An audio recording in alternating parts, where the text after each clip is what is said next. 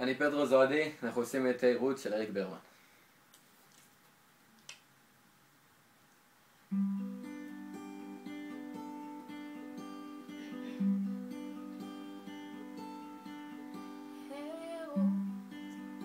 איך עובר לך החורף ילדיי, עוד האיש שלך נוסע לי 3 שבועות, נוסע וחוזר תמיד צרותיי. הוא יודע שאהבתי כנה, שמח בשבילכם ואנסה לחזור בזמן לחתונה.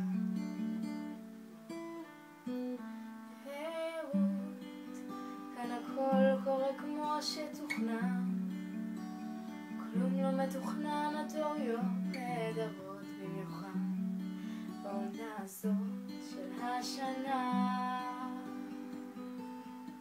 כשעצוב לי אני כותב מנגינה שמחה, כשטוב לפעמים כותב מכתב למשפחה.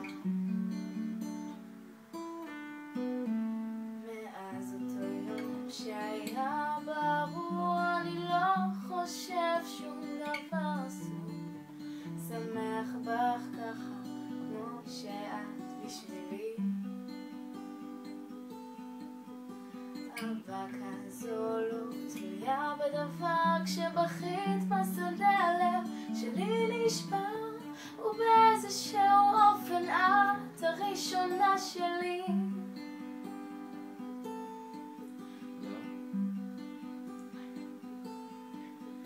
היי רות, את אמרת שאני עוד לא מוכן, אני חושב על זה הרבה, איך לפעמים אני לא רואה את מה שלכולם מאוד מובן. אבל איזה עוד מרחק עליי לקחון, עד שגם אני אדע לנחש אישה נכון. היי רות, מה יהיה לי להציע לך? אני רואה את המוס שלך עומד איתן, ואני כל כך רחוק מלהיות צלע. אולי בקצה הכביש הראשי הזה אוכל גם אני להיות למישהי, מישהו כזה.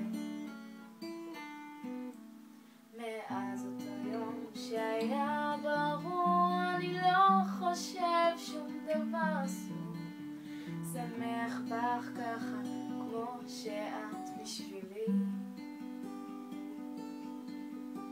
אהבה כזו לא תלויה בדבר, כשבכית בשדה הלב שלי נשבר, ובאיזשהו אופן את הראשונה שלי.